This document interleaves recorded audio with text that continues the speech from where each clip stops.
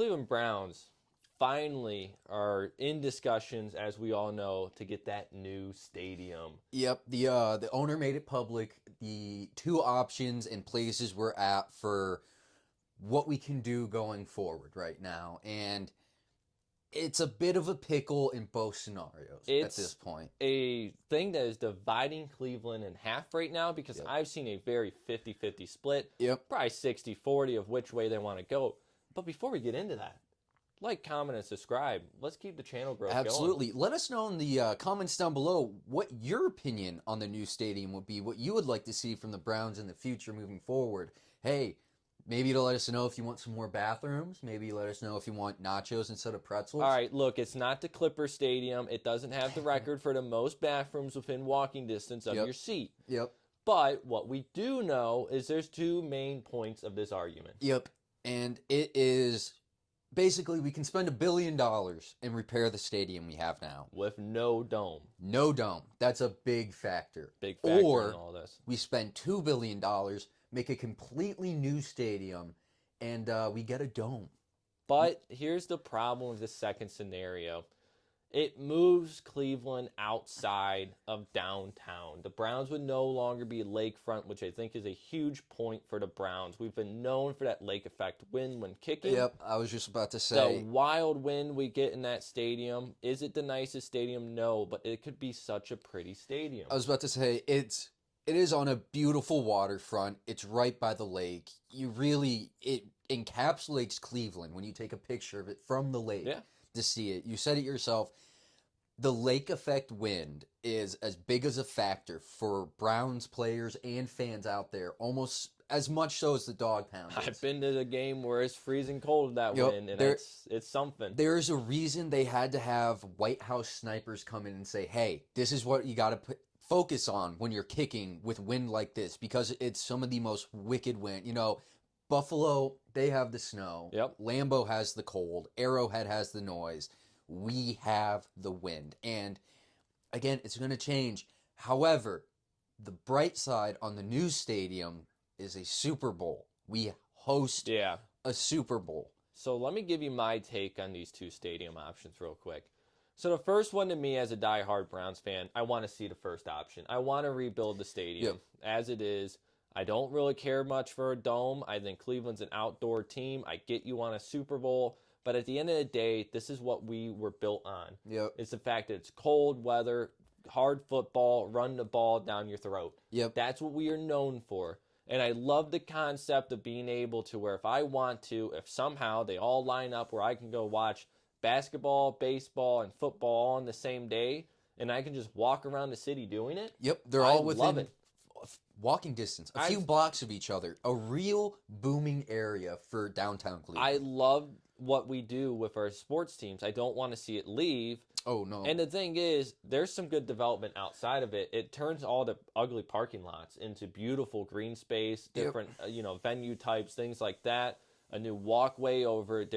If you haven't been to Cleveland, there's a major highway that runs in between the stadium and downtown, so it's a little tricky to walk. Yeah. But now they want to build a whole glass bridge to get you over to the stadium. It's really cool. It is really cool. Now, I'll give you my second point. All right, let's hear The it. second stadium. There's a lot of benefits to it. 176 acres. You got room to grow. And do we know where Brook Park. Brook Park? Right next to Cleveland Hopkins Airport. Again. So you get the noise from the jets flying in. You got Yep. that. But the thing is with that, it makes a lot of sense. They're going to build a connection to the airport. You could get off your flight, Yep. walk right over to the Brown Stadium. When you're done, you walk back over, hop on your flight out of here. Yep. Which helps for the big boys coming in town with their private jets too. Bing, bang, you're in, you're out, quick and effective. They're But- going to build another RTA station, which is our public transport. So you can take the Red Line, which I take quite frequently to get to the Guardians games, Yep. right to the Brown Stadium. You're also going to get a new Amtrak station. So you're connecting all these in a major hub. You're relieving the traffic flow issues that Cleveland has sometimes. Mm-hmm. The biggest thing, though, is here that no one's talking about to me is Haslam has said he's willing to go 50-50 with the city on this stadium. And that's big because if you're a Kansas City fan, they have made it very clear that if the city basically doesn't give them a break, they're moving teams. Now, the Browns love Cleveland. Cleveland adores the Browns. We're willing to work together because you can't have one without the other. And coming to this compromise is the best of both worlds, really. Yeah. Especially when you're talking about a $2 billion State-of-the-art. high-end, futuristic, but new as can be for what we have now. And that is exciting. Yeah. Now, you want to switch over to some problems we have with this idea? Let me get one more point All right, get your point. This comes from a business standpoint. Okay. So Haslam wants to invest 50% of the money in this stadium to get it built. There's a reason that no one's talking about this, I think, because no one's looking at the bigger picture. Haslam wants to move to Brook Park more, I think. Yep. Because as a business person, he buys all the property around there. He develops all the property around there. He sells all those developed pieces of property back to businesses. He builds businesses there. Yep. He gets a return on investment. It is a smarter choice for Haslam to build on the 176 acres, recoup some of his money, probably make money by I was the about end to of say, it. he'd definitely rake in some dough if he were to develop the So area properly. it's a no-brainer for Haslam to want to move it out, but he is willing to work on it. The European mind could not comprehend a $2 billion Brown Stadium with a Chick-fil-A, a Taco Bell, a Waffle House, It or would be anything all around it. It'd be completely surrounded. It'd look like the Coliseum. Yeah, you go to a Thursday night game, all right, you lose, you get whooped, it's a cold night, but hey, it's a dome, you're a little bit warmer You're a little now. bit warm, and But- what's that shining bright light in the distance? It's a Dairy Queen. It's a Waffle House. It's a Waffle House. You walk your Oh, sorry... my bad. No, it's a Mr. Hero. It's a Mr. You gotta go walk regional. your sorry self over there after a couple beers and that hard loss, and you get yourself a Mr. Hero. Yep. Or you celebrate. You celebrate. You go over to, what's a good one? Well, you go over to Five Guys, spend $80 on 2 burgers and a large fry. But you're loving life. And you're loving life because you're 17 beers deep. They cut you off at the third quarter. But, man, that Browns win. Oh, so good. It's a touchy subject for Browns fans because we don't want to see Cleveland Browns turn into the Brook Park Browns. Yeah, and again, it's a major thing in Cleveland. If you talk to people not from Ohio and you're from the surrounding towns of Cleveland, like Brook Park, Shaker Heights, Oh yeah, you know, all that, Westlake, you just Lakewood. say Cleveland. Yep. But if you're from the area, you have to specify because, again, if you're not from Cleveland, you're not from Cleveland. You're from Brook Park, right? And I'm going to bring up some problems I have with this. Yeah, go right ahead. You said it yourself.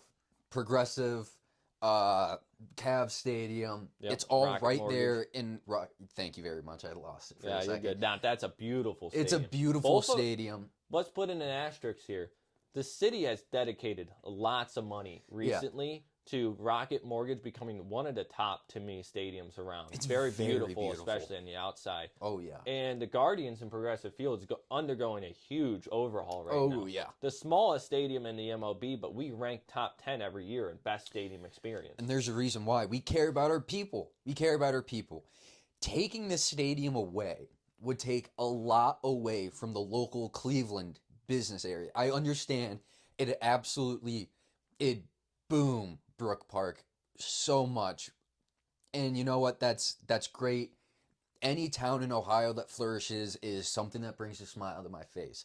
However, taking away from the actual part of downtown Cleveland where you're not on the lake. I mean, a big part of being from Cleveland is you're right on the lake. It's very important to us because we're the only ones who can flex like that, really. And besides, like, Buffalo, but even then, they're not where we are. However, with the new dome, you got to think how much money you're bringing in there, let alone if we do host a Super Bowl. Oh, no, that's... Northern Ohio would absolutely flourish. Counter, though, I'd like to make and play in a Super Bowl before we host a Super Bowl.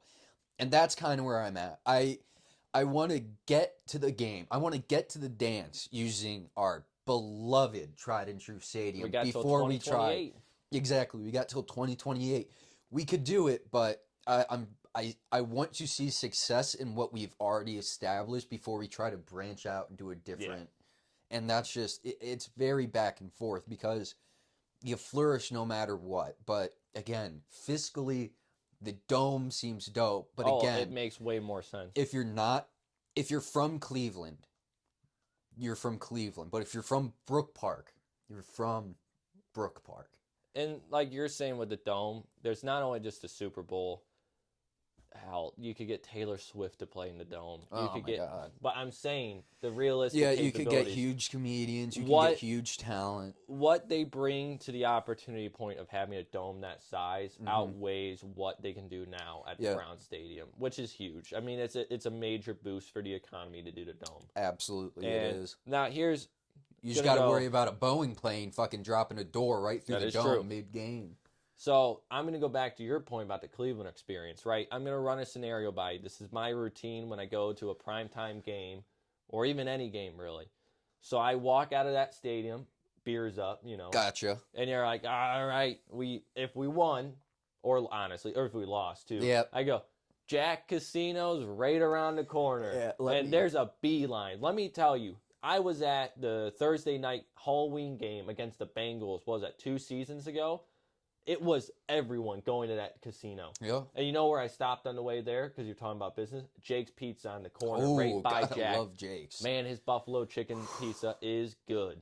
So the thing is, I'm walking down there, and I'm walking through all these businesses. I'm stopping, buying pizza, buying another drink. I go into Jack. I gamble all my money away because I'm a degenerate. That's what we do. My sports bets didn't win, but maybe I would have won it big that night. Yep. You move to Brook Park.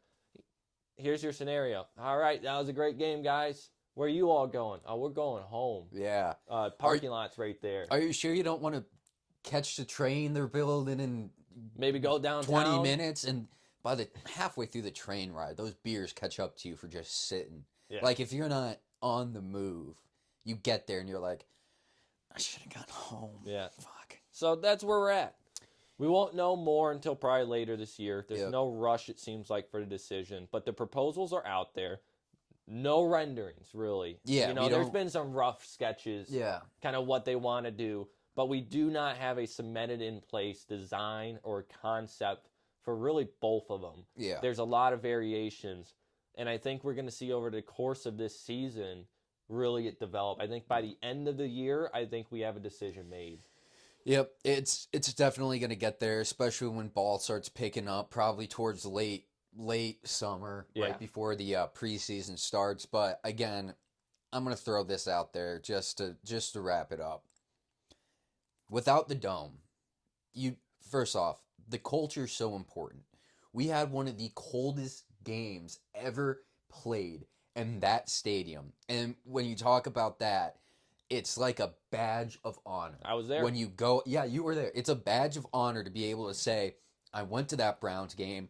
I froze my ass off. It was horrible. My girlfriend was sitting next to me underneath the blanket with hand warmers like this while me and random guys who I didn't know were all just surrounding each other, arms around, cheering on the Browns as we lost to the Saints. Yep. The sound of the lake, that lake effect win, and that bitter cold creates such a more powerful bond for the dog pound than a dome could ever do. That again, to me, it takes a little bit away from the culture and the Cleveland Browns experience. You know what we're forgetting to end off this? You know what we're also going to miss out on? What's that? You don't have the halftime. Everyone gets up, walks to this patio. We have a patio in the Brown Stadium. It's a big concrete deck. Everyone goes out there. People start puking. You're sitting on the ground. You're smoking, doing whatever you're doing. But it's like a huddle out there. Yep. And the lake, and the lake's just right there. It's a beautiful view. So we're going to see what happens. But I'm on the side. Keep it in Cleveland. Keep it classy, Cleveland. Keep it local. Let's keep it in Cleveland, and let's make downtown, which has been booming recently, let's keep it booming. Again, I don't want to go to a game in the entire time. I just hear 30 dudes around me just go, it's not even the Cleveland Browns, goddamn Brook Park Browns. Yeah, you're gonna can't even enjoy it anymore. Got to get new gear. Yeah. So it's like, jeez. Let us know what you think. Yeah, let us know your opinions on it. We're dying to know. if you think it's a good idea, if you agree with us, if you disagree with us, what you think their move should be. Hell, tell us what kind of restaurants you'd want around the new dome. We can all take a guess on how many restrooms there's going to be, how many urinals in that new stadium. 69. That's going to be a long line. That's going to be a very long line. I've seen a lot of women peeing in the men's bathroom before the Browns games. So maybe let's add a few more women's restroom this time around. But stay classy, Cleveland. Enjoy yourself, Rust Heads.